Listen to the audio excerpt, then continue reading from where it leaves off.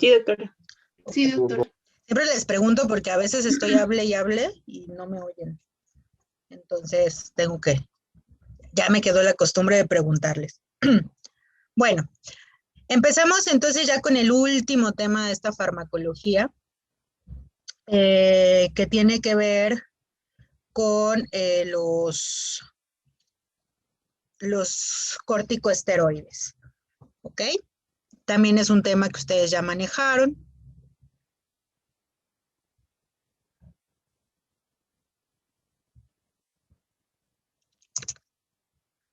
Y pues vamos a empezar. Disculpen si de repente me quedo escribiendo, pero es que me están pasando datos de un paciente que quedó ahí hospitalizado. Pero bueno, vamos a empezar con recordar un poquito lo que ustedes ya vieron sobre corticosteroides. Los corticosteroides, para hablar de eso, ustedes les hablaron ya de lo que es la corteza suprarrenal, ¿verdad? Ya la ubican. Y la corteza suprarrenal, a ustedes les explicaban que como principal función tiene la de sintetizar diversos tipos de hormonas de acuerdo a la región de la que estemos hablando.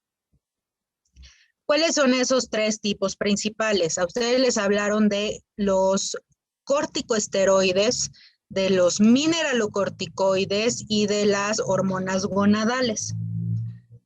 Les hablaban que los corticosteroides, cuando nosotros hablamos de corticosteroides, estamos englobando a los glucocorticoides y a los mineralocorticoides, y que ambos tienen funciones importantes, tanto fisiológicas como en este caso farmacológicas, porque vamos a ver los fármacos. Los más conocidos, a lo mejor por ustedes, porque en respiratorio los vieron, fueron los glucocorticoides, que estos sabemos que trabajan a nivel sistémico y que tienen diferentes acciones farmacológicas. ¿Cuáles son las acciones farmacológicas que ustedes recuerdan de los glucocorticoides? Antiinflamatorias y inmunológicas. Inmunosupresoras. Inmunosupresoras. Ok, entonces a mí me sirven para hacer inmunosupresión y me sirven para llevar a cabo inhibir los procesos de la vía de la inflamación. Ustedes los vieron comparados con los AINES y les decían que estos son mucho más potentes. Mientras que los mineralocorticoides, ¿estos para qué nos sirven?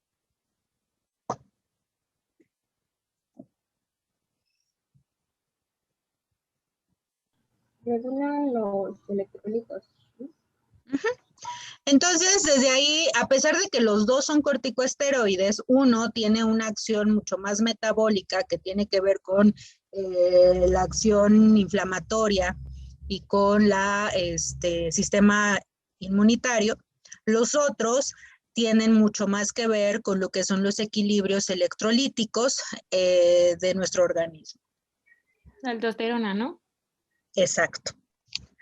A ustedes les decían que a macroanatomía, su glándula suprarrenal se divide en corteza y en médula. ¿Sí recordamos eso? Sí. Ok. Y les decían que estas están encargadas de liberación o de producción de diferentes hormonas. En el caso de la corteza, todavía se las subdividían en zonas. ¿Cuáles son las tres zonas que le pertenecen a la corteza suprarrenal? Fascicular, reticular y glomerular. Exacto. La glomerular, la fascicular y la reticular.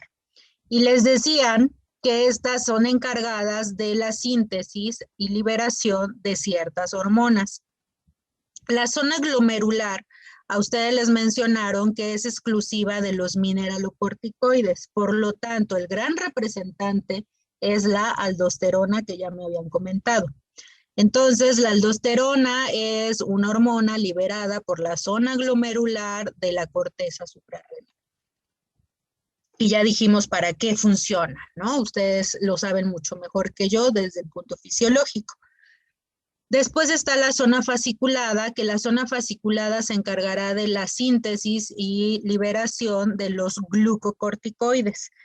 El gran glucocorticoide endógeno, ¿cuál es? Cortisol. El cortisol, perfecto. Y sabemos que el cortisol, decíamos, tiene actividades metabólicas referente a lo que son los carbohidratos, a lo que son los lípidos, a lo que son las proteínas, y este es un elemento también que nos puede servir para combatir procesos inflamatorios, ya como fármaco y ayuda a inhibir al sistema inmunitario. Por último, les decían que está la zona reticular, y la zona reticular va a ser la encargada de llevar a cabo síntesis y liberación de los esteroides sexuales, principalmente andrógenos, ¿no? Mientras tanto, la medular, ¿de qué se encarga? La médula suprarrenal, perdón. De De las catecolaminas. Aquí vamos a encontrar catecolaminas como es adrenalina y noradrenalina, y sabemos que estas nos sirven también para el estado de alerta, ¿no? Para mantener frecuencias cardíacas, para llevar también la regulación de la presión arterial, el estado de alerta, la frecuencia respiratoria. El sistema nervioso autónomo, ¿no? Y la parte del sistema nervioso. Entonces, hasta ahí vamos bien. Estamos ubicando muy bien mis dos regiones, y aquí, para esta farma, nos vamos a enfocar en la corteza suprarrenal, exclusivamente en zona glomerular y zona fascicular o fasciculada, ¿ok? Quiere decir que me estoy enfocando en los corticosteroides, que dijimos, corticosteroides son dos, los mineralocorticoides y los glucocorticoides. ¿Vamos bien hasta acá? Bueno, perfecto. ¿Cómo se lleva a cabo la liberación de estas? ¿Cuál es el eje? Pues del hipotálamo vamos a... Bueno, no es del hipotálamo. Sí, viene la hormona liberadora de corticotropina, y luego se va la adenohipófisis, la cual libera la hormona liberadora de glucocorticoides, ¿cómo se llama? Hormona... Adrenocorticotropa. Ajá. O corticoide. Ay, pero se me va el nombre, es que es con S, AST, ¿cómo se dice? ACTH. Pero la S, ¿qué era? Es corticotropa. No sé qué otro nombre lo conoce usted. Secretora. Ok. Y ya pues llega al riñón, bueno, a la glándula suprarrenal, y pues ya libera estas hormonas. Perfecto. Entonces ustedes ya tienen muy ubicado ese eje, ¿no? Decíamos, nosotros tenemos a nuestro hipotálamo, y el hipotálamo depende de retroalimentación, sí. Depende de ritmo circadiano, también. Depende de estados de estrés, también. ¿Para qué? Para que libere la CRH. Y esta CRH a su vez viaje hacia la parte hipofisiaria, y esta haga la inducción de la liberación de la ACTH, la cual viajará, dice su compañera, a suprarrenal para que se libere el cortisol. En este caso, chicos, cuando nosotros hablamos de la corteza suprarrenal, decíamos, va a sintetizar a estas hormonas a partir de un precursor llamado colesterol, ¿no? Entonces, por eso es que nos hablaban que los glucocorticoides son extremadamente lipídicos, que su naturaleza es lipídica, y eso es lo que le da muchas acciones rápidas. Pero bueno, tenemos a nuestro colesterol, que va a derivar, o de ellos va a derivar nuestros dos corticosteroides. Ambos tienen una cadena parecida. Los dos están formados por átomos de carbono, y los dos tienen 21 átomos de carbono, tanto los glucocorticoides como los mineralocorticoides. Por eso es que vamos a descubrir que los dos pueden tener sinergia o pueden llegar a ser las mismas acciones. No así los andrógenos. Los andrógenos, a pesar que también su precursor es el colesterol, ellos solamente tienen una cadena de 19 átomos de carbono. Por lo tanto, por eso tampoco se pueden considerar corticosteroides. ¿Vamos bien? Sí, doctora. Bueno, entonces estructuralmente mis dos corticosteroides se parecen, sí. ¿Por qué? Porque los dos están formados por 21 átomos de carbono y su precursor es el colesterol, solamente que difieren de su zona de síntesis y de liberación. Ahora, cuando ustedes vieron los glucocorticoides, a ustedes les mencionaron que estos fármacos van a tener acciones rápidas y acciones lentas. ¿Esto de qué va a depender? De la zona donde encuentren a su receptor. ¿Dónde es las zonas donde encontramos receptores para los corticosteroides? ¿En el citosol? Ah, bueno, Una en la membrana. es en Uno es en membrana el citosol. y otros son en citosol. Perfecto. Entonces tengo dos sitios donde puedo encontrar receptor para los corticosteroides. Membrana celular y citosol. Ahora, ¿qué pasa cuando, o por qué decimos que son tan potentes los corticosteroides? ¿Qué tipo de señalización logran una vez que se unen a su receptor? Porque estos en el citosol van a ir directamente al núcleo y en el núcleo se van a unir y van a producir directamente desde el núcleo van a dar la señal para que se produzca RNA mensajero y se generen proteínas.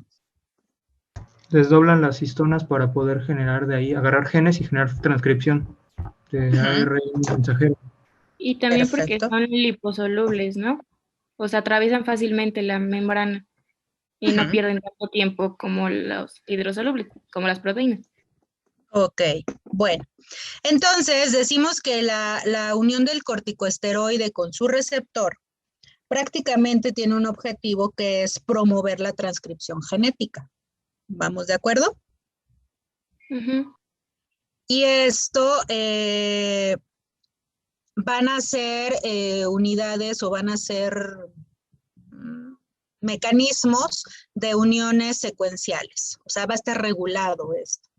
¿Por qué? Porque eso es para los que tengan a su receptor en citosol. Pero ¿qué pasa con los que tengan receptor en membrana? ¿Esos cómo actúan? ¿Cómo? Por medio de las proteínas G. Ustedes me dijeron que hay dos, ¿no? Que los que Ah, tienen ¿tiene que receptor ver en con los segundos mensajeros? proteína G o segundo mensajero. Esto ya haría una diferencia, ¿no creen? En el tiempo de acción. Sí, unos son más rápidos que otros. Entonces, eso váyanselo quedando porque es lo que va a hacer cierta clasificación de mis fármacos.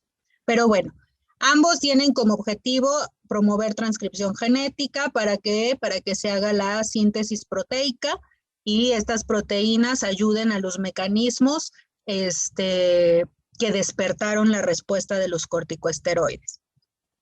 Ahora, se va a caracterizar la velocidad de respuesta es diferente, ya lo habíamos visto, entre los que tienen receptor membranal y los que tienen receptor citosólico.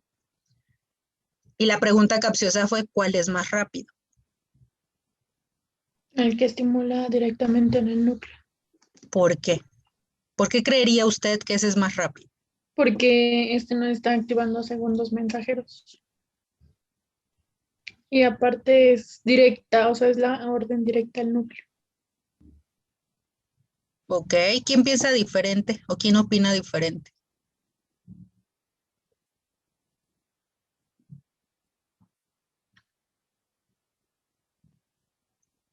¿Cuál de los dos es más potente? Su respuesta.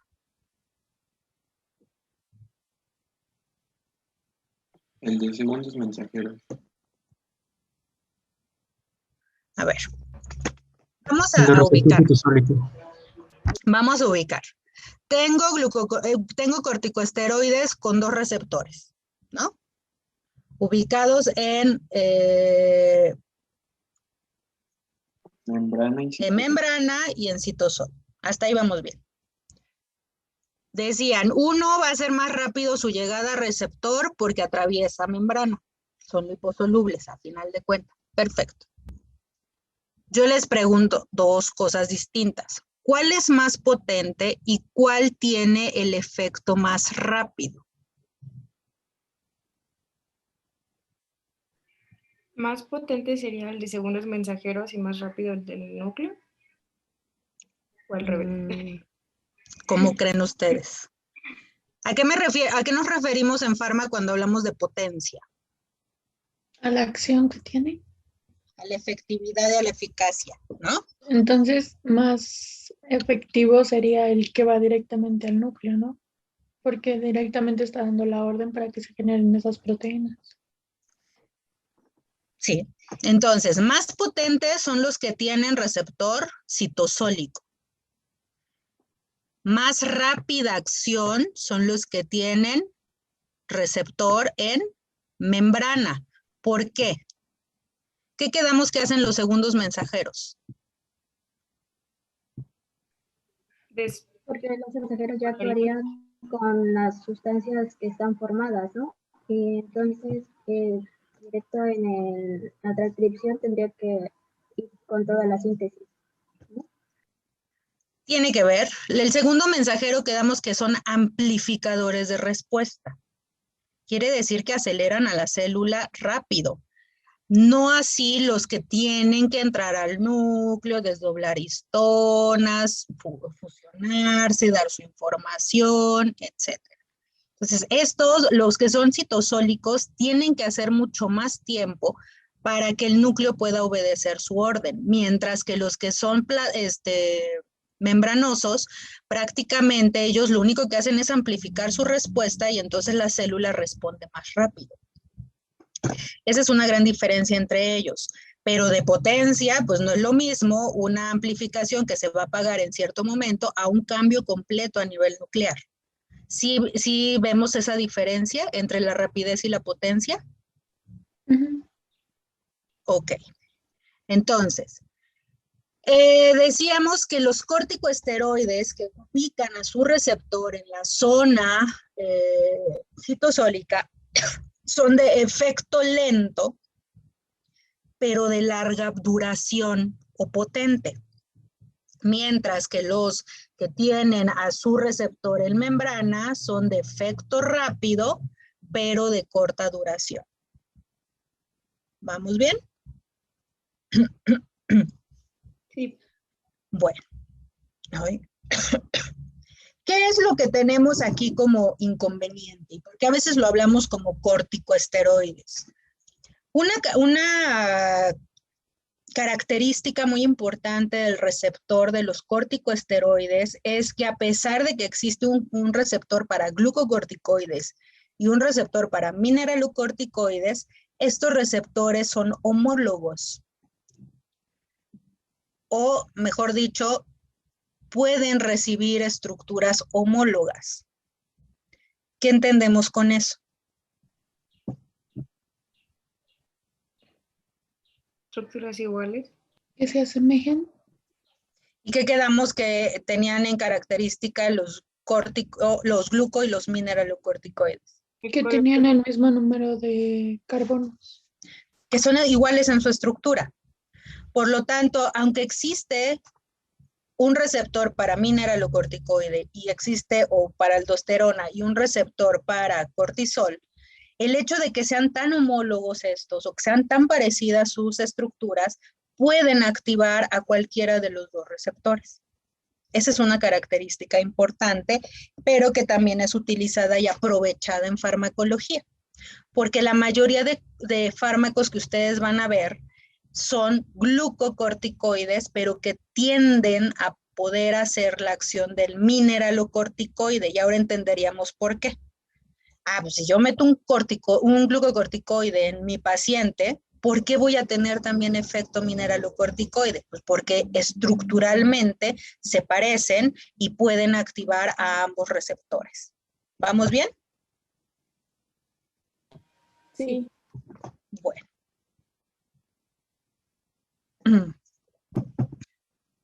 ¿Qué pasa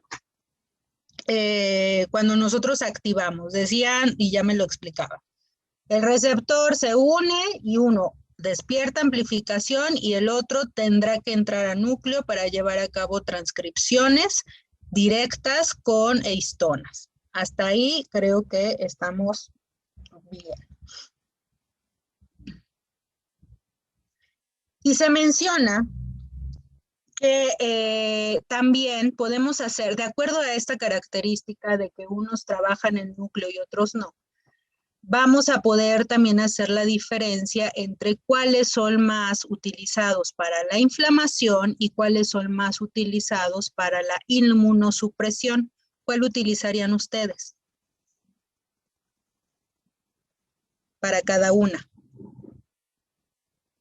Los de membrana, los de receptor en membrana, ¿para qué los ocuparían?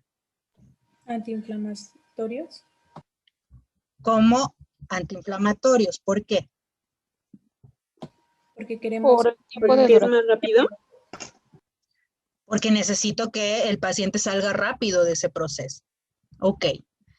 Y entonces, ¿cuáles usarían para la inmunosupresión? El más potente, que sería el de receptor en citosol. De citosol.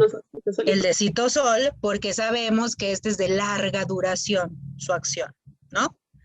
Muy bien. Entonces, aquí ya vamos haciendo ciertas diferencias desde el punto de vista de farma. Doctora, Dígame. ¿dijo para inmunosupresión la de citosol?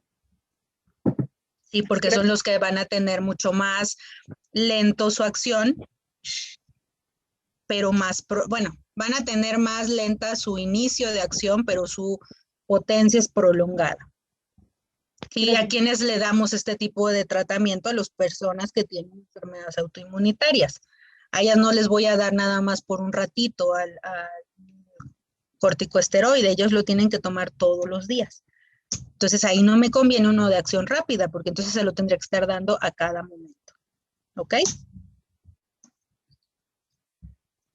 Y bueno, cuando nosotros ya vimos esta parte, ya más o menos ubicamos, desde el punto endocrino, porque estos también los van a ver en locomotor, pero ya con su acción autoinmunitaria y con su acción antiinflamatoria, porque ahí van a ver artritis reumatoide. Aquí solamente lo vamos a ver como un suplemento para, una sustitución de hormonas suprarrenales. Cuando nosotros vamos a dar este tipo de tratamiento con corticosteroides, necesitamos llevar a cabo la valoración de 3 aspectos fundamentales para poder diseñar nuestro esquema de tratamiento. ¿Qué me interesa conocer de cada glucocorticoide o de cada corticosteroide? Me interesa conocer su potencia. Me interesa conocer su especificidad a un solo tipo de receptor. Y me interesa saber el tiempo que tiene de acción. Cuando yo ya sé todo esto, puedo empezar a elegir mejor el tratamiento para mis pacientes. Ahora, decíamos, todos tienen 21 átomos de carbono. Perfecto. Y eso es desde el punto endógeno, la aldosterona y el cortisol. Pero ahorita ya nos vamos a traspolar a la parte farmacológica. Y desde el punto farmacológico, a esta cadena de 21 átomos de carbono se le tienen que hacer ajustes o se le tienen que hacer cambios para que tomen diferente nombre, pero también diferente acción. Nosotros vamos a tener corticosteroides que en lo largo de su cadena de 21 átomos de carbono, entre el carbono 1 y el carbono 2, van a tener un doble enlace. ¿Y esto qué significa?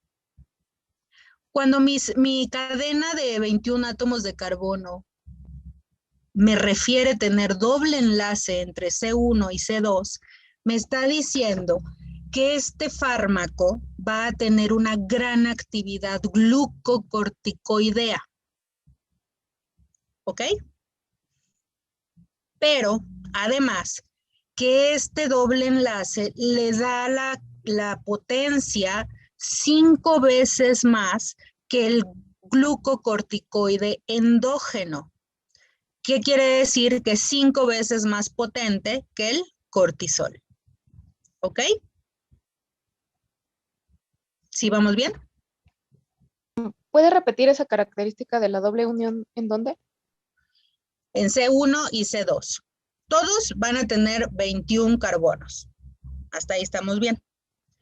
Cuando ya se manejan los corticosteroides sintéticos, me está diciendo que son corticosteroides que van a tener modificaciones estructurales. ¿Para qué? Para que se les asigne un nombre, pero también para que se les asignen propiedades diferentes.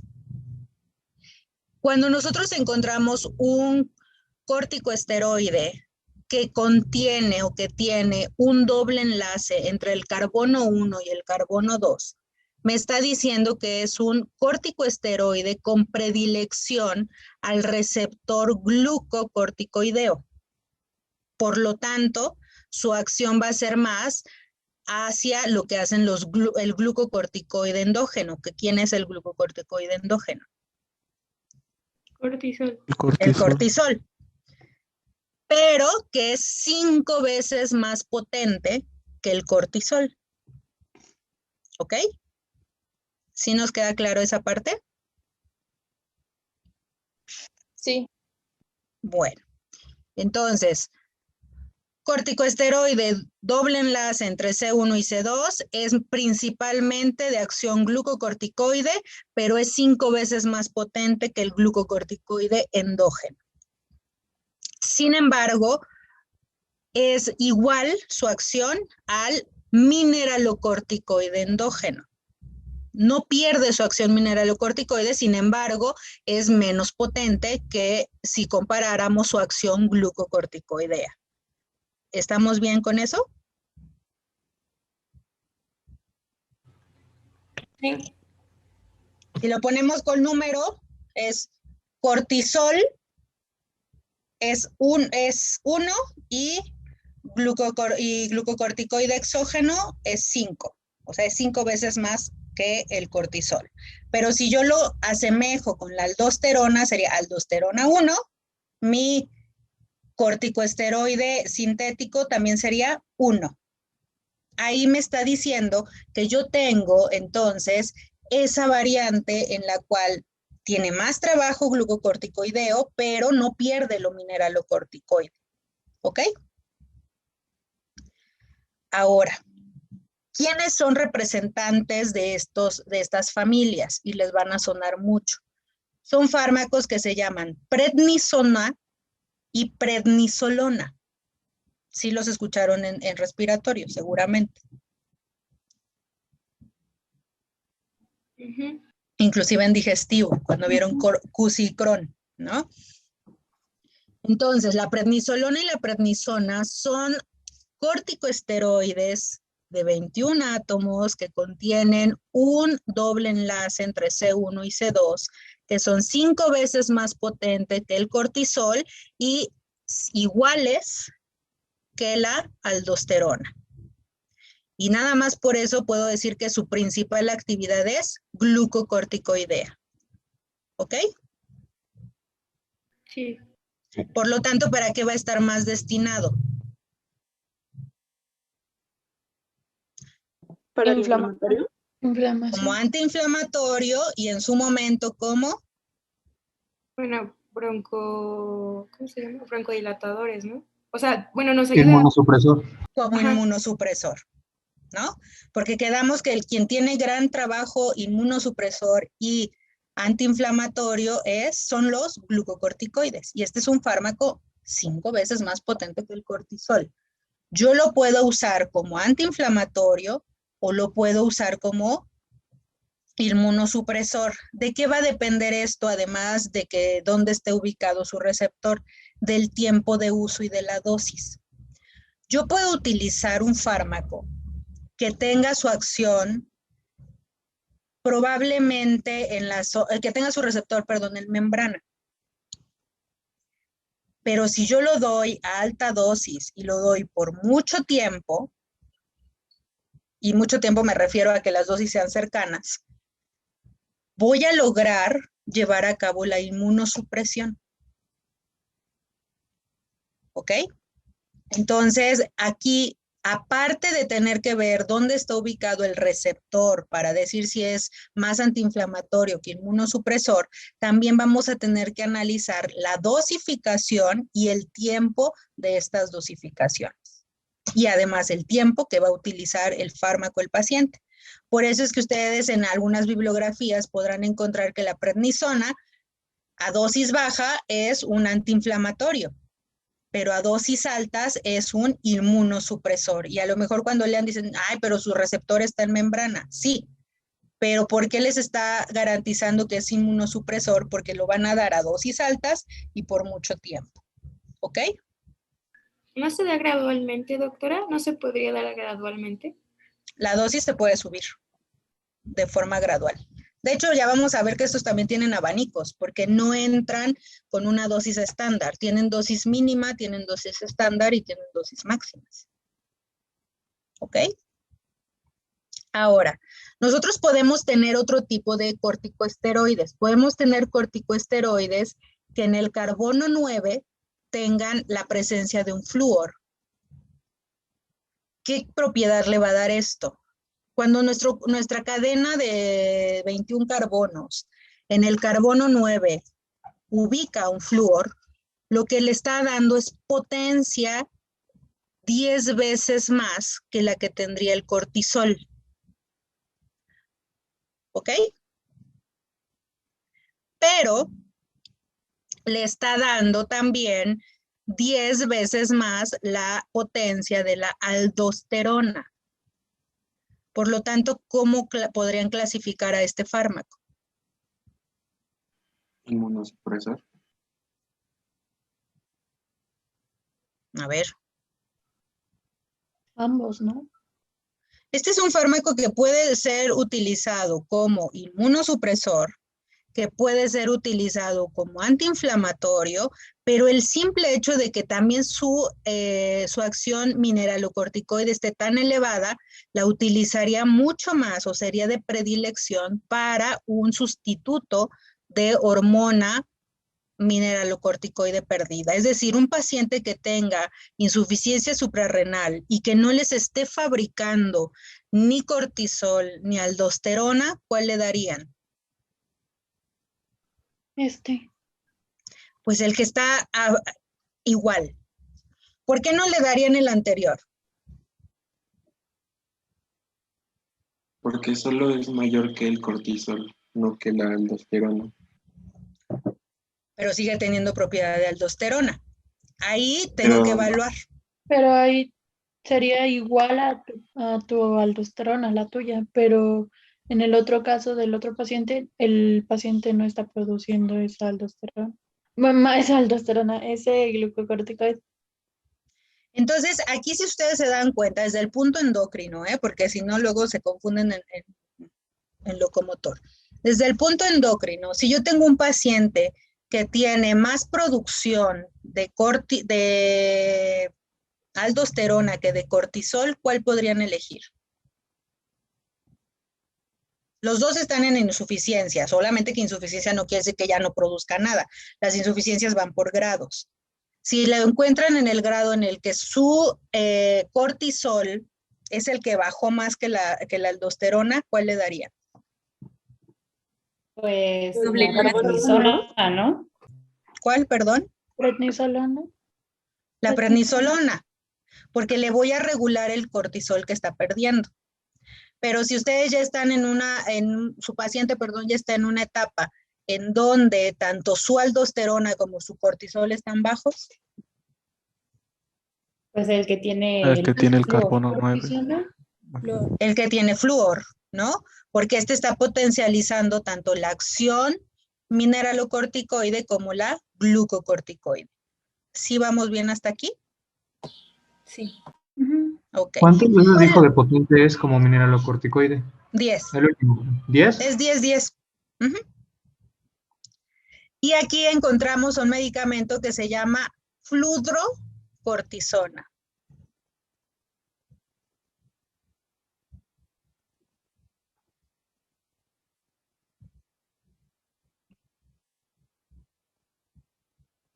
Muy bien. Ahora, nosotros podemos encontrar otro tipo de estructura y podemos ver que haya algún tipo de corticoesteroide sintético en el cual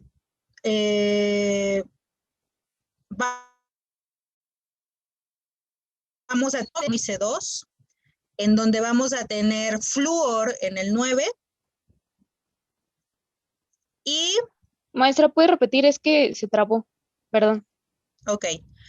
Hay corticoesteroides sintéticos donde yo voy a encontrar el doble enlace entre C1 y C2, el flúor en el 9, pero voy a encontrar también un grupo metilo en el 16.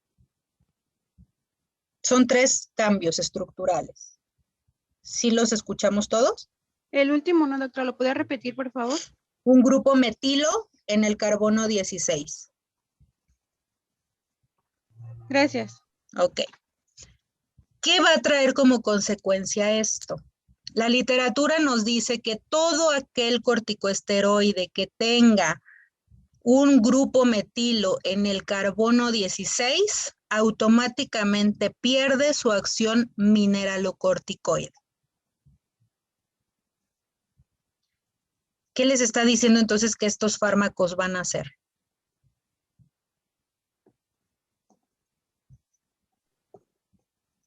¿Cuál va a ser su gran acción?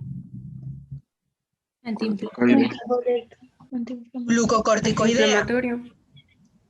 Del glucocorticoide, ¿no?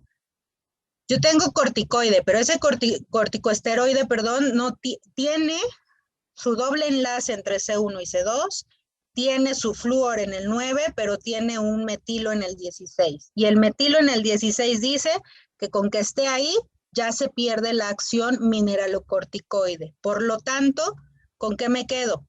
Con la pura acción glucocorticoide. Pero están dos, está el doble enlace y está el flúor.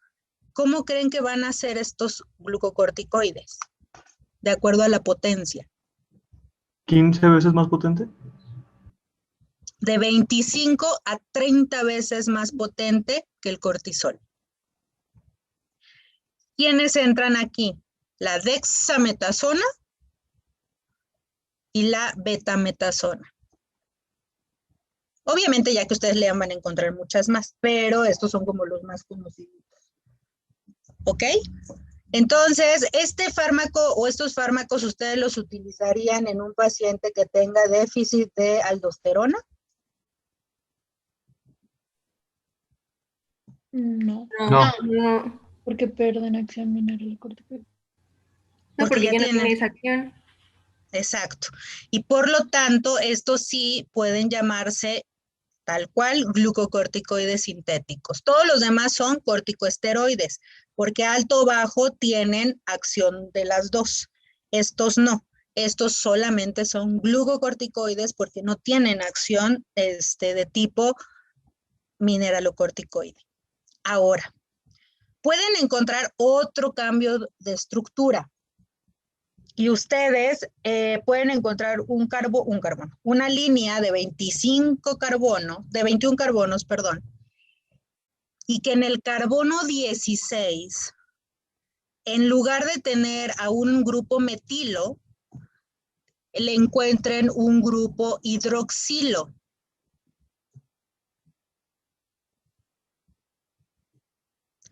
¿Qué puede pasar ahí? Pierde actividad mineralocorticoide, pero su semivida es mucho más corta. Es decir, se va a metabolizar muy rápido. Y su potencia es de 10 a 15 veces más que el cortisol. O sea, ¿es potente? Sí, sí es potente. Pero tiene la ventaja de que se va a eliminar muy rápido. Y además la característica de que no tiene acción mineralocorticoidea. ¿Quién es el fármaco que representa esto? La triamcinolona. La triamcinolona tiene un grupo hidroxilo en lugar de un metilo, no tiene acción mineralocorticoide y es potente de 10 a 15 veces más que el cortisol. Pero tiene la característica de ser de rápida eliminación o de vida corta. ¿Ok? ¿Puede repetir otra vez el nombre, por favor? Triamcinolona. Profesora, ¿tenía el grupo hidroxilo en qué carbono? 16. Gracias. De nada. Muy bien. Y entonces ahí tenemos a diferentes corticosteroides con diferentes propiedades, pero aquí ya vemos que la propiedad se la dan los cambios estructurales en su cadena de 21 carbonos. Por ahí viene en literatura otra donde se forma un anillo entre el carbono 16 y el carbono 17. Esto lo que hace es igual, no tiene actividad mineralocorticoide. Siempre que ustedes le vean una modificación en el 16, pierde actividad mineralocorticoide. Y esta, al tener un anillo entre el 16 y el 17, pierde actividad mineralocorticoide y su potencia va de Este es muy parecido al anterior, porque su potencia también va de 10 aquí a 20, más potente que el cortisol, solamente que su vida es más larga. ¿Ok? Y aquí encontramos, por ejemplo, a la budesonida, que es otro que también van a recordar porque lo vieron en un respiratorio. ¿Ok? Entonces, anillo entre el 16 y el 17 da potencia de 10 a 20 aproximadamente. ¿Y en qué se va a diferenciar con el anterior? El tiempo de vida. Tu vida. En su tiempo de vida media. Este es más prolongado. ¿Ok? ¿Hasta aquí vamos bien, chicos? Doctora, estos dos últimos también van a tener doble enlace en el carbono 1 y 2. Solo el 16 es lo que cambia. Gracias. Aquí solo el cambio es en el 16. ¿Podrá repetir el nombre, por favor, del fármaco? Budesonida. Gracias. De nada. Ahora les decía, nosotros podemos encontrar abanicos tremendos de dosificación. Los glucocorticoides se caracterizan, así como cuando vean la farma de nervioso, que los fármacos reaccionan de acuerdo a la dosis que ustedes le pongan. Podemos encontrar, por ejemplo, la prednisona puede ir desde 5 hasta 60 miligramos día. O sea, tienen un abanico tremendo para elegir la dosis de su paciente. También podemos encontrar, bueno, prednisona y prednisolona manejan las mismas dosis, de 5 a 60. Está, por ejemplo, la betametasona.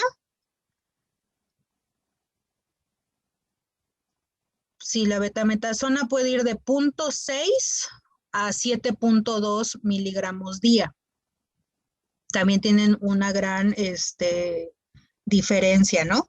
La dexametasona puede ir de 0.75 hasta 9 miligramos día. Y así todas las que ustedes quieran.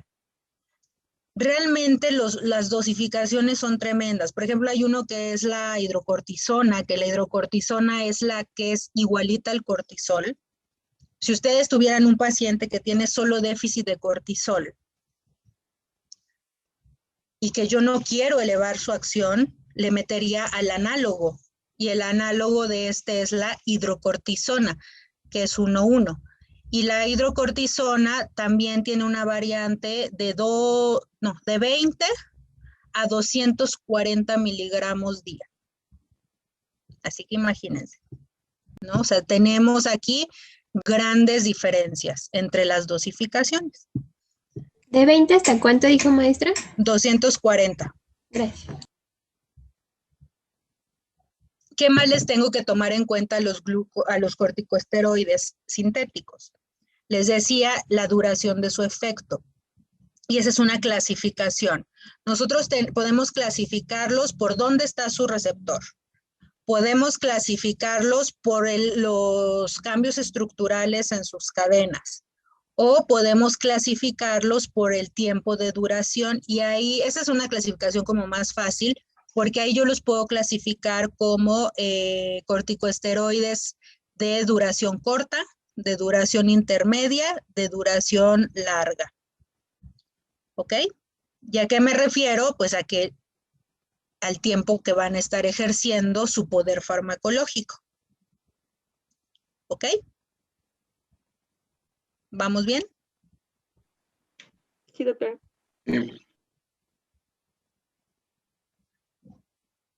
Muy bien.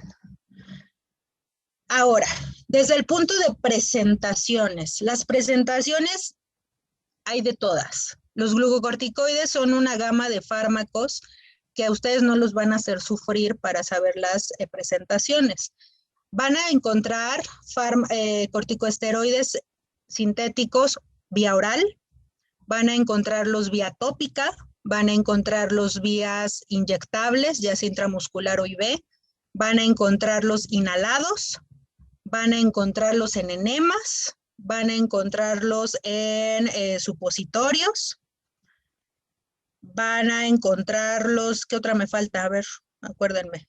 Óticas, o sea, gotita para el oído, oftálmicas, y así que dígame cuál faltó. ¿Pomada? ¿Cuál? ¿Ungüento oral? ¿Ungüentos? Tópica. Es la tópica. La única que me faltaría es la sublingual, ¿no? Dicen sus compañeros. Y también hay nasal, o sea, hay en disparo, ¿no? Una inhalada es con nebulización y la otra es que vienen en gotas y te la pones directo en la nariz.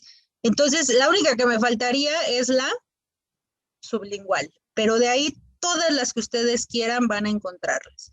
Así que es una familia tremendamente grande, la de los glucocorticoides. ¿En todos los fármacos están todos o no? Tienen características, por ejemplo, de las más utilizadas, ustedes la dexametasona la pueden encontrar inyectada, la pueden encontrar tópica, la pueden encontrar oftálmica y la pueden encontrar oral. Es la que más presentaciones tiene. Algunas son como más exclusivas de oral, como es la prednisolona, son más de tipo oral. La prednisona son más de tipo oral. ¿Cuáles otras? Por ejemplo, la budesonida que les dije que vieron en respiratorio, esa es más inhalada, porque esa la ponen con nebulización. Lo vieron ahí, ¿no? Que forma parte de los fármacos de rescate en el proceso asmático. Entonces, también la betametasona, también la pueden encontrar. Esa la pueden encontrar oral, tópica, inyectada e inhalada. Entonces, por ejemplo, la fluorometolona, esa es un fármaco oftálmico. La fluticosona es uno que es más nasal. ¿Qué otro me faltaría? La hidrocortisona la encuentran mucho más para inyectado IV o intramuscular, ¿no? Que es la que usamos mucho en las emergencias, si la han visto. ¿Ok?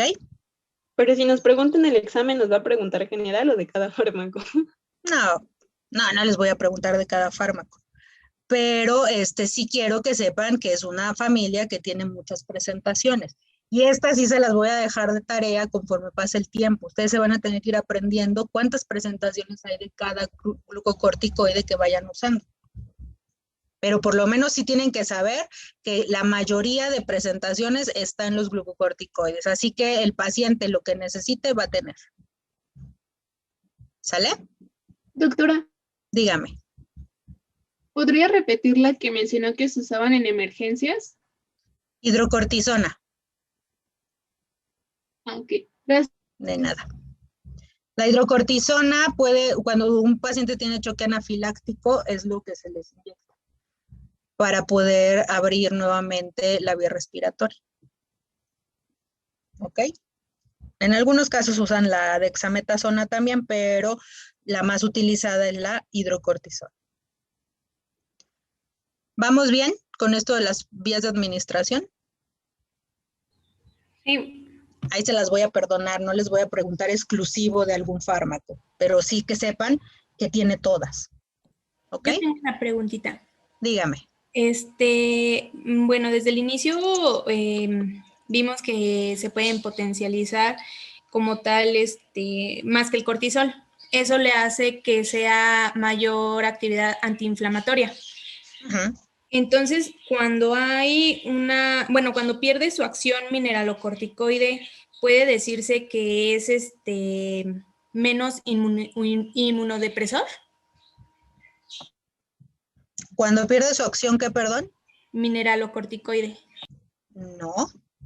¿Cuál es la acción mineralocorticoide? Aldosterona. El equilibrio ¿Y la líquido. aldosterona qué hace? Equilibrio de líquidos. Regulador. No, en ningún momento pierde lo inmunosupresor y lo antiinflamatorio, porque es a quién le corresponde. A los glucocorticoides. Por lo tanto, el fármaco que ustedes, el corticosteroide sintético que ustedes quieran que conserve acción glucocorticoide, sigue siendo antiinflamatorio e inmunosupresor. Ah, ok, vale. ¿Sale? Si pierde su acción mineralocorticoide, lo que va a perder es su acción de aldosterona. Por lo tanto, va a empezar, o no va a intervenir en la regulación hidroelectrolítica del paciente.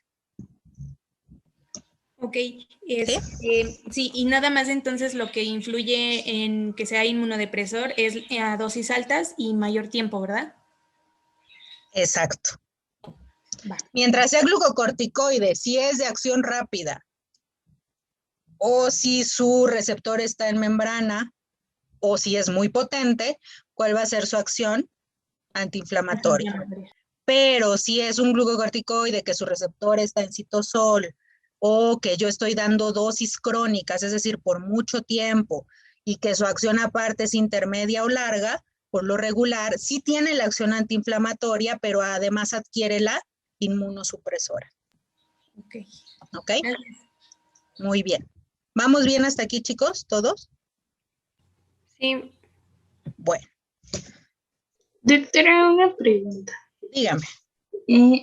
O sea que, por ejemplo, si tenemos un paciente que tiene, o sea, ya empieza a presentar niveles bajos de aldosterona y de cortisol, entonces el fármaco como que nosotros deberíamos elegir sería la fluorocortisona, la que tiene flúor en el carbono 9. Sí, porque es la que más asemeja o la que más actividad mineralocorticoidea tiene. ¿Ok? Ah, bueno. Ajá. Y por ejemplo, ¿cómo puedo saber cuál utilizar si, por ejemplo, la triamcinolona, que es que se elimina más rápido, o por ejemplo, no sé, la prednisona o la que se parece la budesonida? Tiene que ver con el cuadro que manifieste tu paciente. Por ejemplo, si tu paciente tiene una enfermedad crónica, ¿tú cuál le darías? La que se elimina más rápido. Crónica. Ah, entonces la prednisona. Tendrías que darle una que sea potente. ¿Estamos de acuerdo? Ujú. ¿No? Que sea antiinflamatorio potente. Pero tenemos que ver potencia, de potencia a potencia. ¿Por qué? Porque obviamente tu paciente va a ir evolucionando. Y les digo, a veces estos temas me cuestan trabajo porque meto mucho locomotor. En locomotor, ustedes van a ver la evolución de la artritis reumatoide. Y la artritis reumatoide tiene una evolución donde solo hay ligero dolor, donde ya hay dolor, edema y calor, donde ya hay edema, dolor, calor y movimientos óseos. Ustedes saben que el paciente con artritis reumatoide, la parte, sobre todo las falanges, se le deforman, ¿no? Y que es una enfermedad autoinmunitaria, pero que es porque está aprendiendo toda la respuesta inflamatoria. Si mi paciente sí ya lo diagnostiqué por laboratorio y por clínica que tiene inicios de artritis reumatoide, ¿ustedes irían inmediatamente con dexametasona?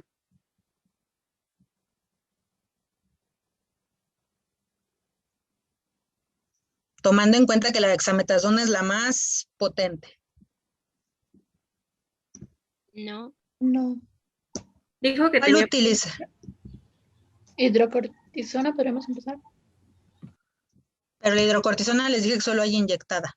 Prednisona, ¿Por qué? porque es más inflamatoria y tiene misma acción mineralocorticoide. Pero ojo, aquí no estoy buscando la acción mineralocorticoide. Estoy buscando la acción glucocorticoide, que es para el dolor. ¿Y quién me está diciendo qué usar mi paciente? Porque mi paciente me está diciendo que está en la etapa primaria o está con dolores ligeros. Y por lo tanto, ese paciente no es candidato a usar un glucocorticoide fuerte o potente como la dexametasona. Tendré que elegir de todos los que yo conozco cuál es el más ligero. Me decían la hidro, pues sí, pero en contra tiene su presentación, que solo es inyectada. Entonces me voy con todos los orales que tengan potencias bajas. ¿Cuál es el más bajo? Los de 10, los de 5 veces. Y entonces entra prednisona y prednisolona. Ah, pues entonces doy ese. Y le controlo el dolor. Y aparte porque sé que es una enfermedad que va a tomar todo el tiempo medicamento. De hecho, en locomotor les va a decir que la primera elección son los AINES, ¿no? El naproxeno y todos esos. Pero cuando el dolor ya es más fuerte, tengo opción de ir subiendo la dosis. Cuando ya la dosis máxima no le hace, tengo opción de elegir otro glucocorticoide que sea todavía más potente y probablemente a cuál se van a ir.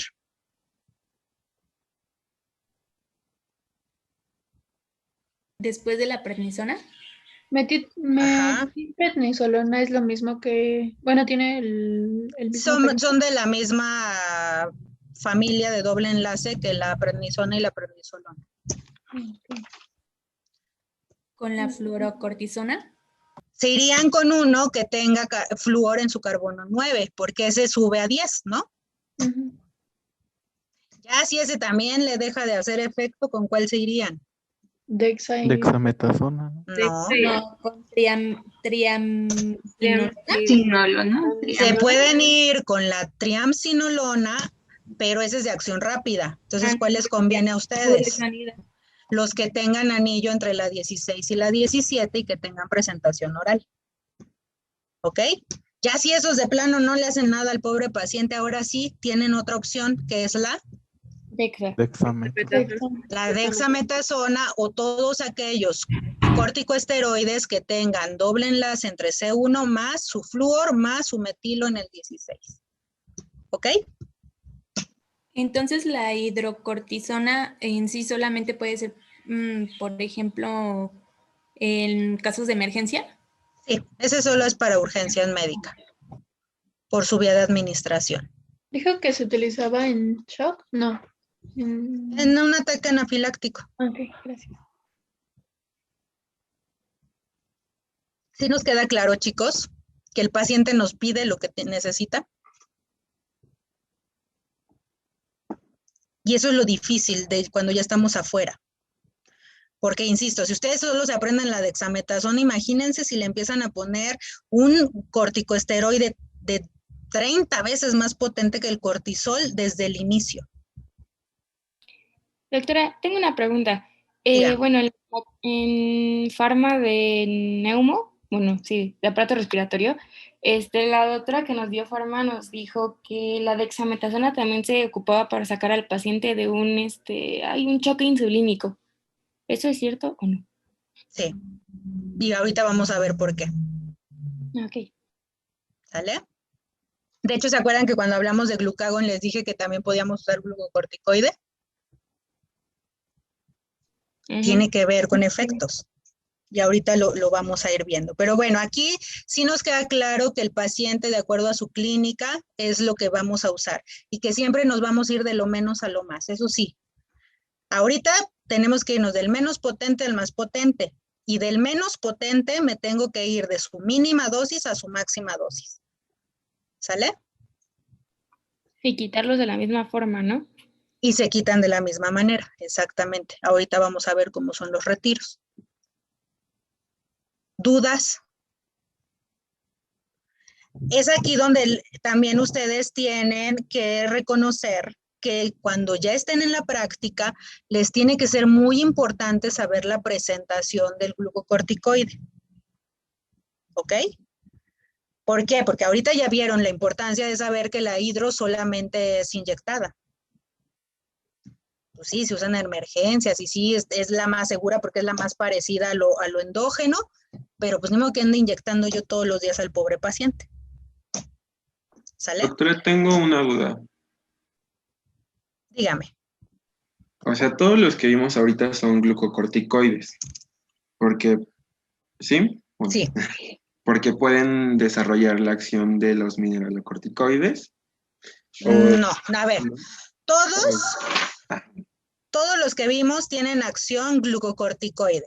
Todos son corticosteroides, ¿no? Y los corticosteroides tienen dos acciones. O tienen dos opciones. O son glucos o son mineral. Todos los que vimos son glucos. Sí. O sea, ¿todos tienen acción glucocorticoide? Sí, todos. ¿Todos? No. ¿Cuál no? Sí. Sí, todos tienen mineralocorticoide aún. O sea, sí, pero ¿todos? todavía no. Sí, pero tienen un poco de actividad mineralocorticoide. Todos son corticosteroides con acción glucocorticoidea. Todos. Pero no todos. Pero no todos son corticosteroides con acción mineralocorticoidea.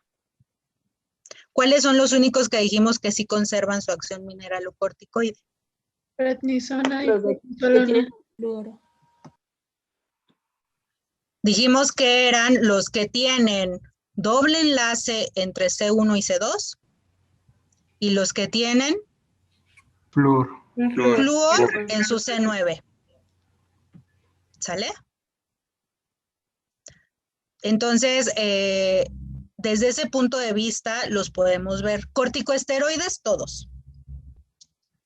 Con acción glucocorticoide, todos, porque todos asemejan la acción del cortisol, ya sea 5, 10, 15, 20 o 30 veces más. Pero mineralocorticoide solamente es los que tienen doble enlace entre C1 y C2 y los que tienen flúor en su C9. Okay, bueno. Sí. Y ahora, ¿cuál es la pregunta? Y también todos tienen la acción antiinflamatoria e inmunosupresora. Sí, ¿por qué? Porque esa es la acción glucocorticoide. Porque esa es la acción del glucocorticoide. Y la única que perdemos es la mineralocorticoide al agregar el grupo metilo en el carbono 16. El carbono 16. Todos los que tengan algo en el carbono 16 pierden la acción mineralocorticoide. ¿Sale? Entonces, aquí también puede ser la pregunta así. ¿Todos tienen actividad sobre el equilibrio hidroelectrolítico? No. ¿Cuáles tendrían solamente actividad sobre ese equilibrio? Los que no tienen el grupo. Tienen flúor y los que tienen tienen enlace. prednisona, por ejemplo. Los que tienen flúor en el 9 y los que tienen doble enlace entre C1 y C2. ¿Sí contestamos su pregunta o Sí, su sí. duda?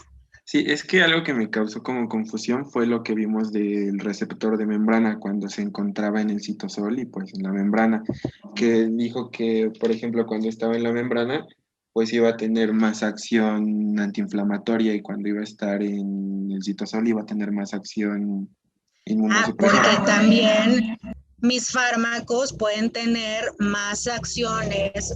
Todos son glucocorticoides, pero algunos van a ser más destinados hacia la inflamación y otros más destinados a la inmunosupresión. ¿Y de qué decíamos que dependía aparte de dónde está su receptor? De la dosis y el tiempo. De la dosis y el tiempo. Entonces, todos mis glucocorticoides tienen las dos acciones, solamente que si yo las doy a dosis prolongadas o por mucho tiempo, su acción puede volverse o adquirir mucho más la inmunosupresión. Por eso es que hay que estar como muy sospechosos de los fármacos, ¿no? El fármaco a lo mejor me dice dónde está su receptor. No hay como tal, la mayoría de los glucocorticoides son, yo les decía que por estructura se pueden pegar donde sea. Es decir, que no precisamente el que yo dé una prednisolona a grandes dosis y que me diga el libro, es que la prednisolona solo tiene su receptor a nivel de membrana. Si yo les dije que son homólogos entre mineralo y entre gluco, ¿ustedes creen que entre gluco hacen distinciones? No. Quiere decir que mi prednisolona se puede unir a uno externo, o bueno, uno de membrana, o a uno citosólico. ¿De qué va a depender de la dosis?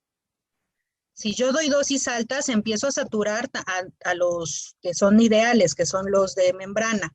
Pero esa dosis extra, ¿a dónde creen que se va a ir a pegar? ¿Al citosol? A los de citosol o a los receptores intracelulares. Y por lo tanto va a darme las dos respuestas, la de amplificación y la de modificación de genoma. Y entonces, ¿cuáles son sus dos acciones? Antiinflamatorio y inmunosupresor. Inmunosupresor y antiinflamatorio. ¿Sí me doy a entender con eso?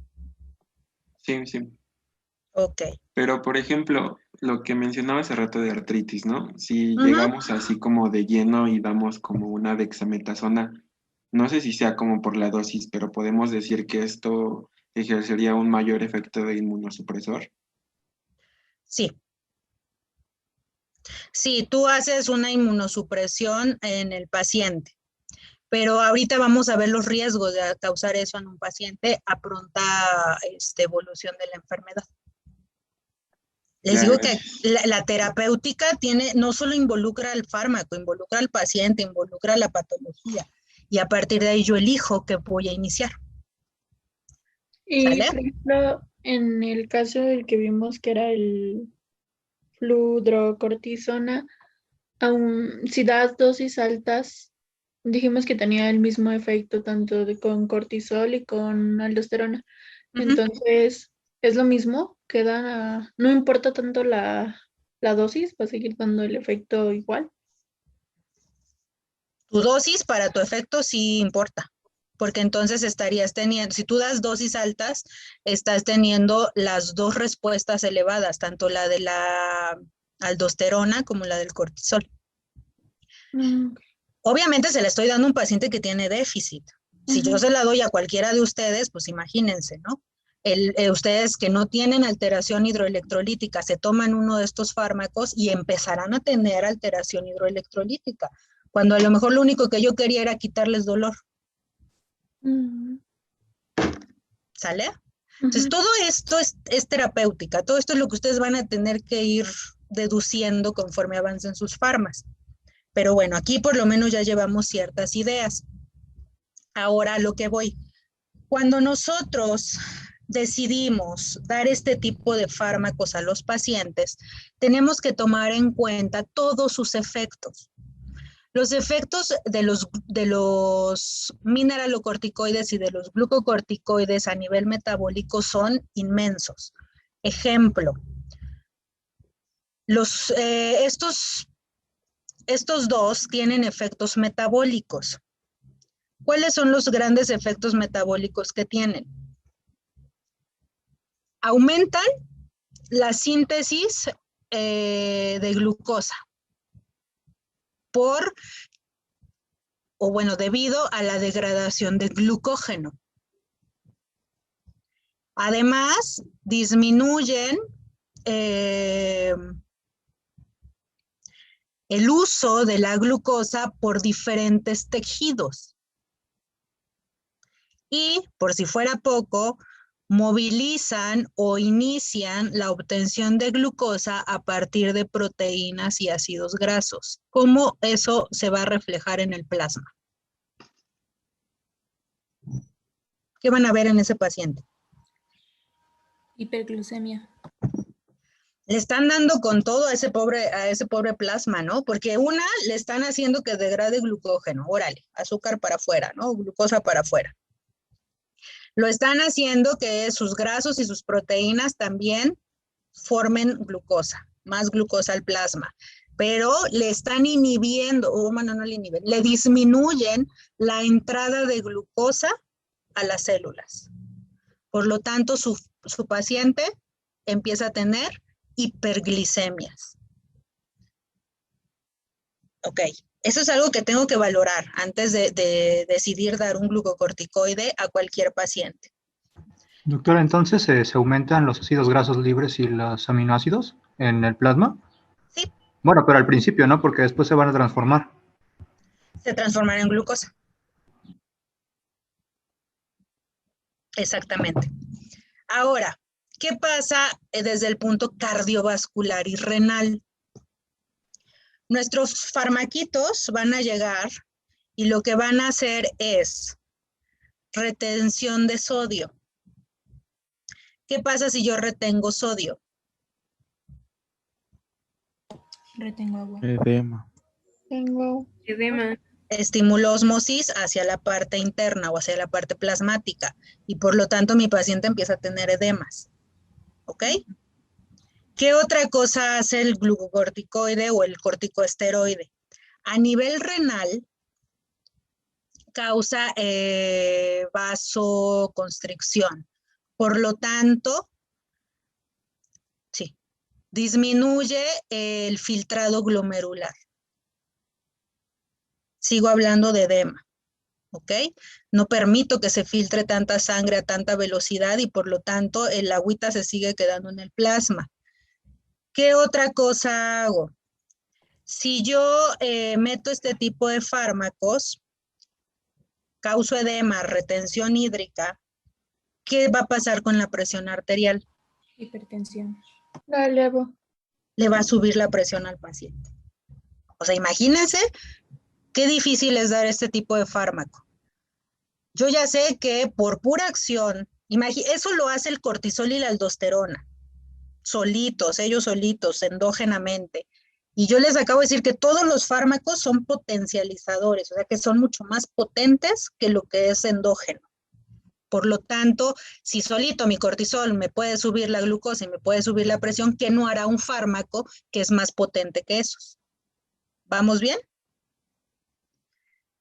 Sistema nervioso. En sistema nervioso, este tipo de fármacos lo que van a hacer es que van a movilizar más rápido a neurotransmisores que se encargan de mantener el sueño y los cambios conductuales y el estado de nerviosismo bajos. Quiere decir que mi paciente va a tener insomnio, mi paciente va a andar todo ansioso y mi paciente va a tener cambios conductuales muy marcados. El estado de ánimo les cambia, inclusive pueden también meterse con los neurotransmisores que regulan la famosa depresión, ¿no? Musculoesquelético. A nivel muscular, hacen que no entre glucosa. ¿Qué pasa si yo le dejo a mi músculo sin glucosa?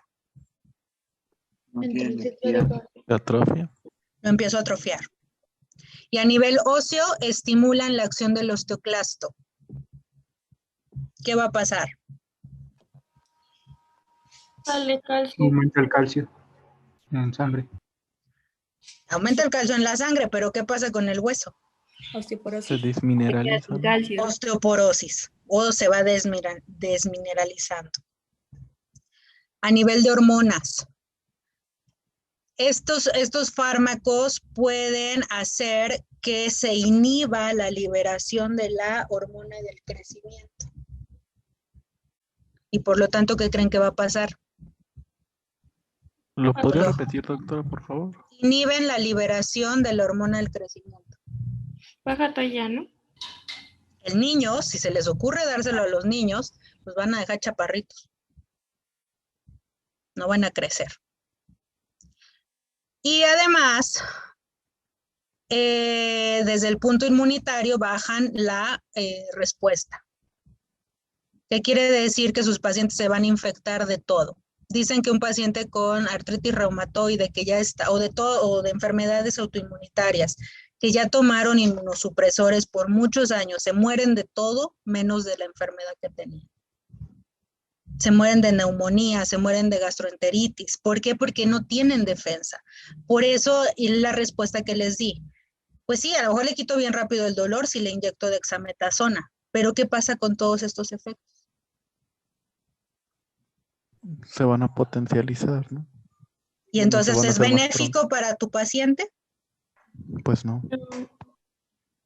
Dicen que de lo peor lo mejor, ¿no? Y lo mejor es iniciarle dosis bajitas del menos potente e irlo acostumbrando poco a poco. Sé que es un paciente degenerativo, que es un paciente que no va a mejorar, que es un paciente, sí lo sé, pero ahí entra la parte de la calidad de vida que le quiero dar a mi paciente.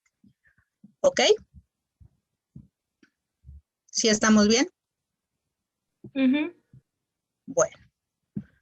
Profesora, dijo que Dígame. a nivel óseo, ¿qué hacían? Es que se cortó mi internet, perdón. ¿A nivel qué, perdón? Óseo. Aumentan la acción del osteoclasto. Gracias. Y a nivel de cardio. ¿A nivel qué, perdón? De cardio. En el cardíaco pueden estimular la... ¿cómo se llama? La acción de las autorrítmicas. Y obviamente si aumento las autorrítmicas, ¿qué le pasa a las contráctiles? También. Doy taquicardias, ¿no? O doy arritmias en mis pacientes. Es lo que podría pasar en cardio. Y digamos que esa es la menos peor, ¿no? De todas las que les acabo de mencionar. Doctora, ¿hay un tiempo de uso máximo? A pesar de que sea un paciente que lo utiliza, o sea, que, no sé, se requiera para su tratamiento, pero hay un máximo de meses. Se supone que lo ideal es que no se excedan de 6 meses. Pero ¿cómo le explicas a un paciente con artritis reumatoide? Que nada más 6 meses le vas a dar tratamiento y lo demás que se aguante el dolor. Así está cañón. Eso es lo difícil. Eso es ¿el paciente con VIH? Digo, ahí se me fue, como asma, perdón, no sé por qué dije SIDA. Es que me acordé de inmunodepresión y... Sí, o que tú le digas, bueno, el paciente con asma tiene otras opciones, ahí sí no hay problema, ¿no? Tiene los inhibidores del leucotrieno y tiene otras cosas. Pero tú dile a un paciente con artritis reumatoide, dile a un paciente con lupus, dile a un paciente con trasplante de algún órgano, dile al paciente, inclusive ustedes me lo dijeron, ¿no? Que tienen enfermedad autoinmunitaria a nivel de páncreas. Dile que no se lo puedes dar. Entonces se podría decir que es para dolores que de verdad son muy intolerables y solo eso los puede calmar. Son la última elección, porque ya son los que te van a causar riesgo y beneficio al mismo tiempo. En los otros les decían, no, mídale el riesgo y a lo mejor el beneficio es mayor que el riesgo, pero estos llevan el riesgo ya totalmente metido con el beneficio. Dígame. Entonces, bueno, los pacientes con artritis tendrían que tener un monitoreo así de todos estos sistemas a los cuales les está afectando. ¿Cada cuánto sería? ¿Cómo? Tu paciente con artritis tiene que estar revisándose cada mes, cada 3 meses, porque es cada vez que le haces cambio de dosis. De hecho, ya verán ustedes, hay otros que son fármacos modificadores de la enfermedad, que todavía son más potentes que estos, ¿no? Entonces, pero que igual a tu paciente lo vas a matar por una infección, porque no lo vas a poder sacar de una infección. Entonces, sí no tiene dolor, sí detengo a lo mejor un poquito la deformación, pero el sistema inmunitario está en el suelo. Y es ahí lo malo. Por eso no es tan fácil manejar glucocorticoides. A pesar de que todo el mundo se quiere inyectar dexametasona para que se le quite la tos, vean todo lo que puede traer consigo esto. ¿Ok? ¿Estamos bien hasta aquí? Sí, doctor. Bueno. Entonces, si yo me voy a reacciones adversas de estos fármacos, la principal es el famoso síndrome de Cushing, porque ya se le juntó todo al paciente, ¿no? El paciente ya hizo movimiento de su tejido lipídico, adiposo, perdón, de su tejido adiposo, ya hizo pérdida muscular, y es muy característico que el paciente con Cushing tenga extremidades muy delgaditas, pero aparte tiene edema, y ya es un edema centralizado. Entonces tiene una barriguita muy característica, y este estiramiento de la piel lo que hace es que pierde la piel colágeno y empieza a hacer estrías violáceas muy grandes en la parte del abdomen. Y además, este paciente ya es un paciente con hiperglicemias, es un paciente con hipertensión, es un paciente ya completamente complicado. ¿Estamos bien? ¿Cuál otro puede pasar? Si todavía no llega a Cushing, el paciente puede hacer se puede hacer hiperglicemias o puede desarrollar una diabetes secundaria a fármaco. El paciente puede hacer hipertensión, edemas. Esas son las reacciones adversas. El paciente puede tener infecciones frecuentes. El paciente puede incrementar. Esta también se me olvidaba. Con este fármaco incrementamos la concentración de colesterol y de triglicéridos. Por lo tanto, su paciente tiene dislipidemia. El paciente puede desarrollar osteoporosis. El paciente puede crear úlceras gastrointestinales. ¿Por qué? Porque se disminuye la acción inmunitaria. No. ¿Es más susceptible a infección? No. ¿A quiénes inhiben los glucocorticoides desde el punto de vista de sus vías? Y esto es de esto lo tuvieron que haber visto en RESPI. La respuesta inflamatoria. Una de sus acciones es inhibir al araquidónico, ¿no? Y el araquidónico es, no se preocupen, también lo van a ver en locomotor. El araquidónico es un fosfolípido que lo que va a hacer es inducir la formación de prostaglandinas. Y en digestivo, ¿qué tienen que ver las prostaglandinas? Pues están relacionadas con la secreción del ácido gástrico, ¿no? Entonces, No. ¿La secreción de moco? De moco y de bicarbonato. Entonces, si ustedes inhiben al sustrato que va a darles las prostaglandinas, ¿qué va a pasar con su estómago?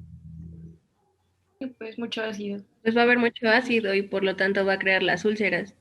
Va a haber pérdida de los defensores moco, del ¿no? estómago, es decir, no va a haber moco y no va a haber bicarbonato. Y por lo tanto, la acidez del estómago se va a causar un autodaño y va a empezar a crear úlceras. Eso lo vieron en digestivo. ¿Ok? Entonces, mi paciente puede empezar a tener úlceras gástricas. El paciente también a nivel ocular puede aumentar la presión del ojo y entonces, ¿cómo se le llama eso? Glaucoma. Puede inclusive quedar ciego por eso. Y si yo lo retiro bruscamente, lo dejo todavía más insuficiente suprarrenal. Por eso decía su compañera, ¿y cómo se da? Bueno, todo inicia de menos a más. Y para retirarse es de más a menos. Hay que irlo retirando poco a poco, reduciendo un 30% de la dosis diario hasta que el paciente quede sin dosificación. Pero esto es porque necesito que la suprarrenal quede, o mejor dicho, no reciba esa supresión inmediata del aporte de corticosteroide, porque si no, ella hace un rebote y empieza a fabricar de más. Si ustedes normalmente fabrican, ejemplo, 100 de cortisol y resulta que se les ocurre meter un glucocorticoide sintético, se van a un 200. Pero su suprarrenal dice, pues que trabaje el de afuera, ¿no? ¿Yo qué? Y la suprarrenal empieza a dejar de trabajar. ¿Qué va a pasar cuando ustedes retiren ese 100 que estaban metiendo de forma externa? La suprarrenal lo va a detectar como, bueno, no mi suprarrenal, mi hipotálamo lo va a detectar como una depleción de mi cortisol y por lo tanto le va a ordenar a la suprarrenal que forme los 200 de cortisol al que ya habíamos acostumbrado al hipotálamo. ¿Y qué va a pasar? Pues que se van a complicar. ¿Por qué? Porque al principio van a tener mucho cortisol porque su suprarrenal está siendo ordenada que fabrique lo que ustedes le metieron.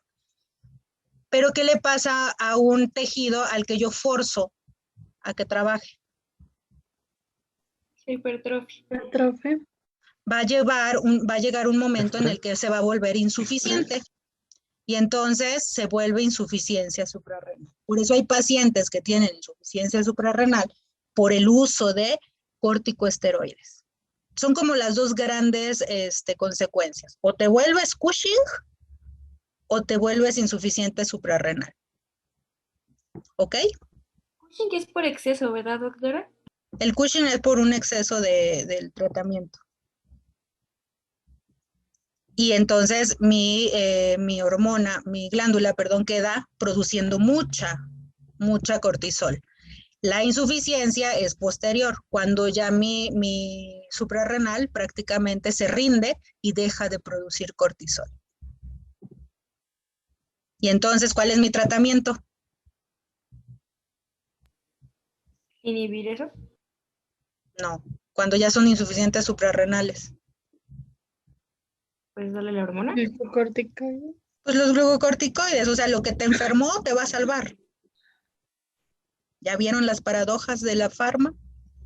Doctora, y por ejemplo, si un paciente, volviendo al de VIH, que pues ya está inmunosuprimido, pero supongamos que tiene un ataque, no sé, se le cierra la vía respiratoria, pero no le podemos poner glucocorticoides porque lo empeoraríamos, ¿qué se le podría hacer? O si se Ojo, si él tiene un ataque asmático, tú usas de rescate, no se lo vas a dejar para siempre. Pero ni con una, o no, pero por ejemplo, así que la vía aérea de verdad esté tan cerrada y no se digan, pues ya ponle una de Dexa, ¿no le pasaría nada? No. O sí, pero no tanto.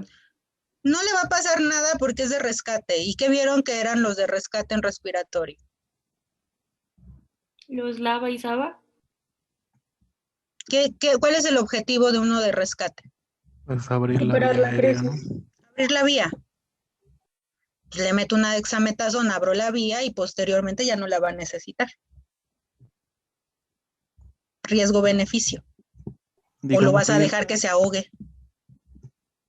Digamos, ahí el riesgo sería, digamos, si yo le dejo la dexametasona, por alguna razón, ¿no? Digamos, le dejo la dexametasona por varios tiempos. Ahí exacto. Ya sería, pero digamos, por alguna razón. O sea, tu peor caso, por ejemplo, sería un paciente que tenga VIH y que además tenga artritis reumatoide.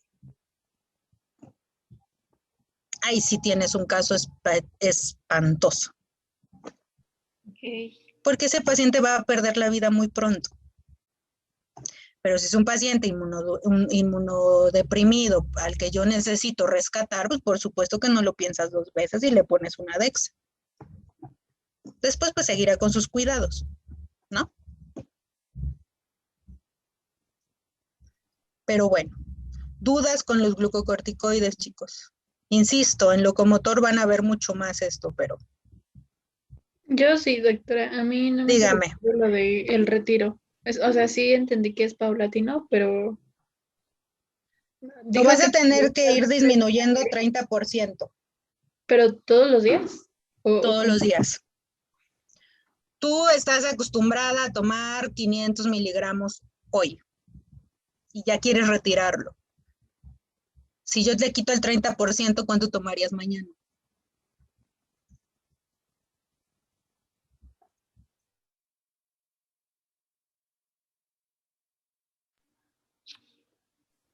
¿Cuánto tomarían?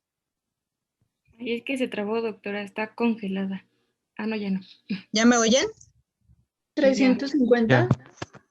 Si ustedes todos los días toman 500, pero ya tomamos la decisión de que lo vamos a retirar y dijimos que vamos a ir quitando de 30%, mañana, ¿cuánto les tocaría tomar?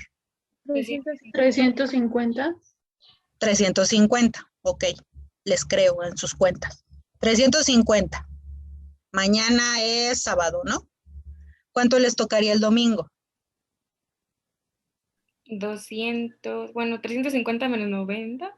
No, menos. El 30% de 250. 245. 245. Y así le van a ir quitando hasta que lleguen a nada. ¿Sí me expliqué? O sea que, por ejemplo, en este caso, podríamos llegarlo a quitar como en una semana por completo. De acuerdo a la dosis que maneje tu paciente, es el tiempo que te vas a tardar. Ah, ok. Aunque se lo haya tomado por 6 meses. Exacto. O sea, aquí lo importante es que sea paulatino, no al jalón. Ok. Sí, de hecho, aunque lo hayan tomado por mucho tiempo, tú lo tienes que retirar poco a poco y eso no significa que te vas a tardar el mismo tiempo. Probablemente se retira en una semana, en 2 semanas, pero tú en ese día o en esas 24 horas ya estás empezando a estimular o ya estás empezando a acostumbrar a tu suprarrenal a trabajar. La suprarrenal o sea, ustedes no necesitan, o su suprarrenal no necesita varios días para saber qué tiene que producir. No, sí. Pero, por ejemplo, en este caso, si tú le quitaste esos 150, ¿la suprarrenal lo va a compensar? No. Ah, ok. O sea, No. solo va a empezar a trabajar, pero no al mismo ritmo. Va a empezar a igualar, probablemente te va, de esos 350 te faltaban 150, ¿no? Ajá. A lo mejor la vas a hacer trabajar para que te nivele tus 500, se supone. Pero tú los vas a ir acostumbrando. Aquí lo importante es que acostumbres o actives nuevamente a tu suprarrenal. Okay. Y se hace muy rápido, o sea, ella no necesita días ni meses, necesita horas para que tú le avises que ya va a empezar a despertar y a trabajar. ¿Sale? ¿Alguna otra duda?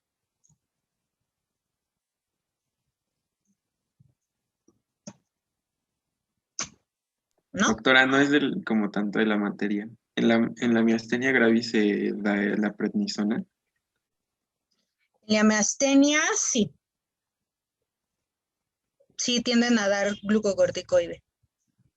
Y entonces igual una prolongación así como muy larga nos puede provocar un síndrome de Cushing. Uh-huh. El síndrome de Cushing es por uso prolongado y la insuficiencia es por retiro brusco. Son 2 cosas diferentes. Pero sí, ustedes a un paciente que le van a dar o lo van a... Imagínense todos los riesgos que tiene un paciente que va o que es candidato a usar glucocorticoide. Que si le sube la presión, que si le sube la glucosa, que si le va a dar osteoporosis, que si no sé qué. Y aparte, súmenle el riesgo de tener Cushing. Profesora, y por ejemplo, en Graves, en Addison, ¿sí son estrictamente candidatos a glucocorticoides? Sí. Ok. Todas las autoinmunes son candidatos, desafortunadamente. Y pues se les tiene que hablar y explicar el gran riesgo que llevan por el tratamiento que van a usar. Pero insisto, aquí es riesgo-beneficio. Al principio van a tener beneficio, pero el riesgo va muy, muy de la mano. y eso va a depender mucho de por el tiempo que lo usen y la dosis que lo estén usando.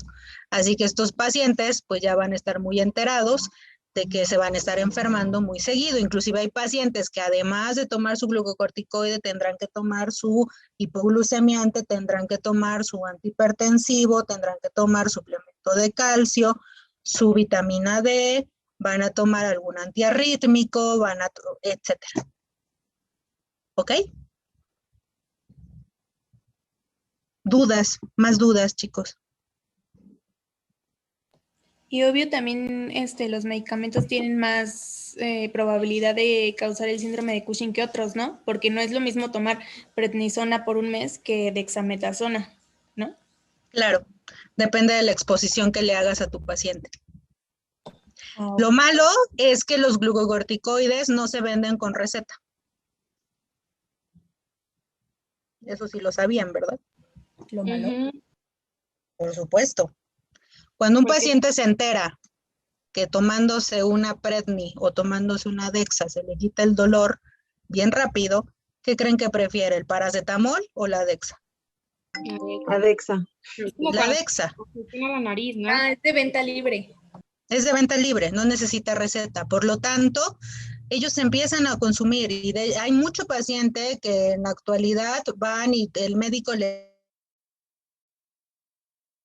dice, ah, qué padre, ¿no? Es un antibiótico, uy, qué bonito. Y el paciente dice, ah, pero agrégame dexametasona, y la combinan, y se la inyectan, y mañana se sienten de maravilla.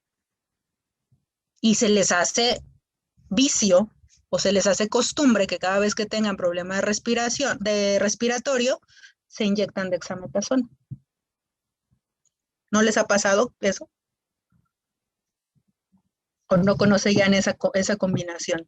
Sí, doctora, un paciente no se puede morir por Cushing, ¿no? Sería por otra patología. Ah, ese es el síndrome, pero el síndrome tiene, o sea, tu paciente se te puede morir por hiperglicemia, se te puede morir por un derrame cerebral secundario, una elevación de presión arterial, se te puede morir por una fibrilación cardíaca.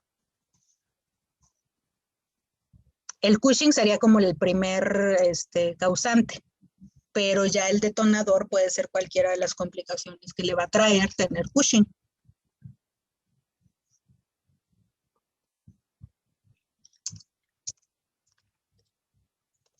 ¿Sí quedó clarito eso? Sí, doctora, gracias. Muy bien. ¿Dudas, chicos? Con lo del curso. Creo que no, doctor. ¿No? Bueno. Hasta el día del examen. Quedaron en avisarme, ¿sale? Doctora. Dígame. A nosotros nos acaban de avisar que vamos a tener clase el lunes a las 8 de la mañana. De 8 a 9 de la mañana. Ok. Pónganse de acuerdo entonces para ver si su examen es en la tarde. Doctora, o en la una noche preguntita. si quieren, pero que sea el lunes. Dígame. La madrugada. ¿Aproximadamente cuánto duraría el examen? 1 hora.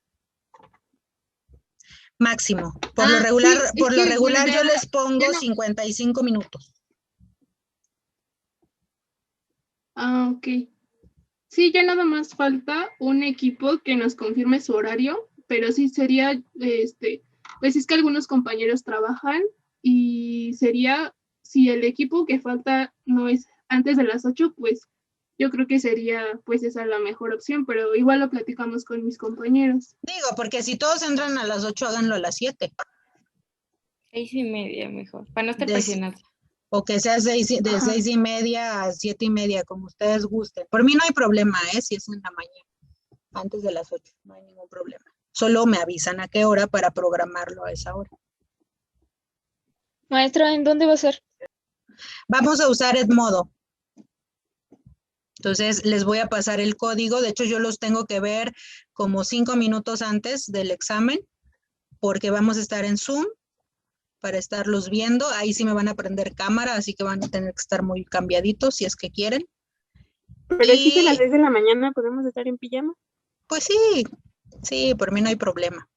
La cosa es que los tengo que ver activos a todos aquí en Zoom. Ahí les paso el código para que puedan abrir Edmodo. ¿Ok?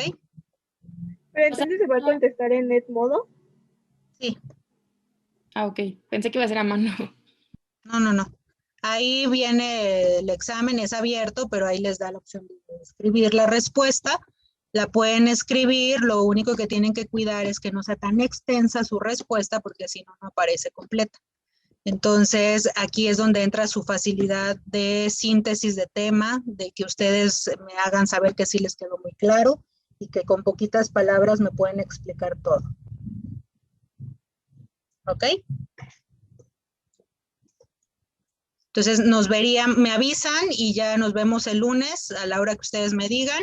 Ahí les paso código. Los que ya tengan cuenta de Edmodo, no hay problema. Los que no tengan cuenta, traten de entrar, sí, justo 5 minutos o un poquito antes de la hora que nos veamos, porque van a tener que meter código, etcétera. Antes podías abrir tu cuenta de Edmodo sin tener un código previo, pero me han estado diciendo que no, que ahora sí les pide el código a fuerza para poder abrir por primera vez un Edmodo. Entonces me avisa. El examen se abrirá exactamente a 1 hora y a los 50 minutos se cierra y ya, no los deja escribir más. 55. Tienen 55 minutos. ¿Cuántas preguntas son? No lo sé.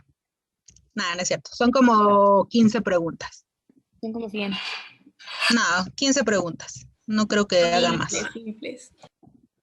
Entonces, ¿Vendría la parte de fisiología? Es que no vimos fisiología, chicos. O sea, Fue vimos como la... un repaso, ¿no? O sea, fue el repaso. Fue el mecanismo de acción, ¿no? Es como el mecanismo de acción del fármaco. Es que vimos No es- en qué parte de la fisiología inhibía el fármaco. Exacto.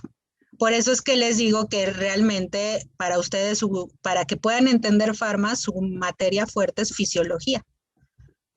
A ver, Porque quien les dé farma no se va a regresar a darles el curso de fisiología. Solamente retomamos lo indispensable, y así como la Mickey Mouse, ¿no? Como veíamos lo de la glucosa. Pues ahí es mucho más detenido explicarle lo de la beta pancreática. Aquí nada más va, si se acuerdan que entra para la glucólisis, y entonces, o sea, eso es un repaso, no es fisiología. ¿Ok? Pero por supuesto. Y de las familias que vimos ayer, no va a ser tampoco de cada fármaco, ¿verdad? Va a ser así como en general de las familias. Yo siempre les recomiendo que donde les mencioné un fármaco, por lo menos se lo aprendan. Para que ya vayan desde ahorita relacionando el fármaco, a qué familia pertenece. Porque son los que más van a utilizar. Y si los dejan para después, se les olvida. Entonces, sí, por lo menos un fármaco por familia tienen que estar dominando. Está un fin de semana de por medio, así que pueden tener tiempo de estudiar. Doctora, una preguntota, es que quería hacer una aclaración. Bueno, que me aclarara algo. En la insulina rápida, actuaba de 15 a 30 minutos según si era intravenosa o cutánea, ¿no? Subcutánea, ajá.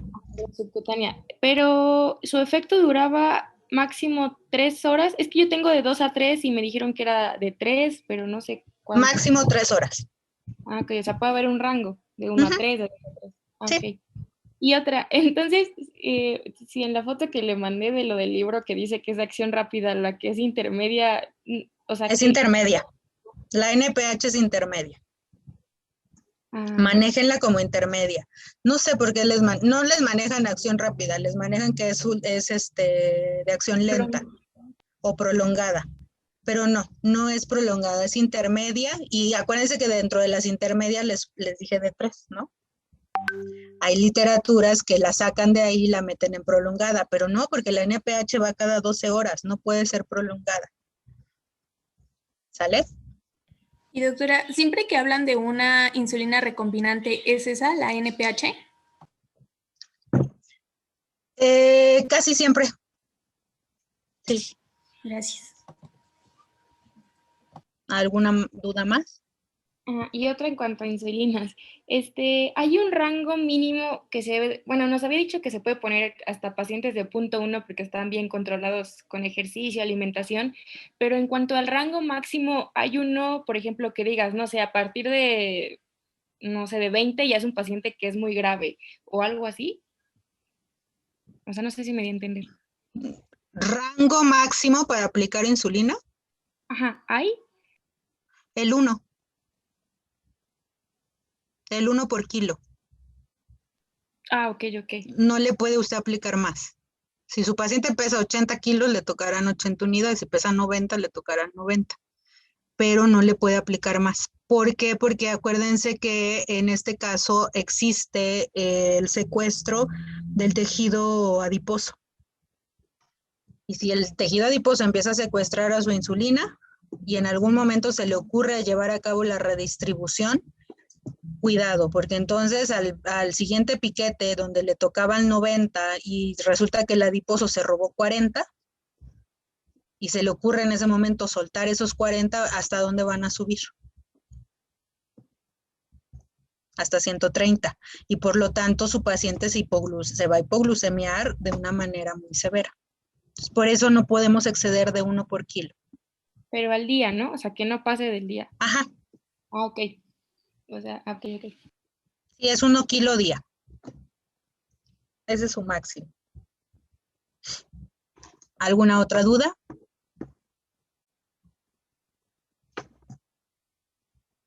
¿No? Creo que no. Muy bien, chicos. Pues entonces, ya nada más estudienle para el examen. Y pues me avisan cuándo es el examen. Mientras, pues aprovechen su clínica, aprendan mucho, estudien mucho, lean mucho. Y pues estaremos, espero, viéndonos próximamente. ¿Ok? Sí, doctora, gracias. Gracias, doctora. Gracias. De nada, chicos, cuídense mucho. Gracias. Gracias. Hasta luego. Gracias, doctora. Adiós, Bye. doctora.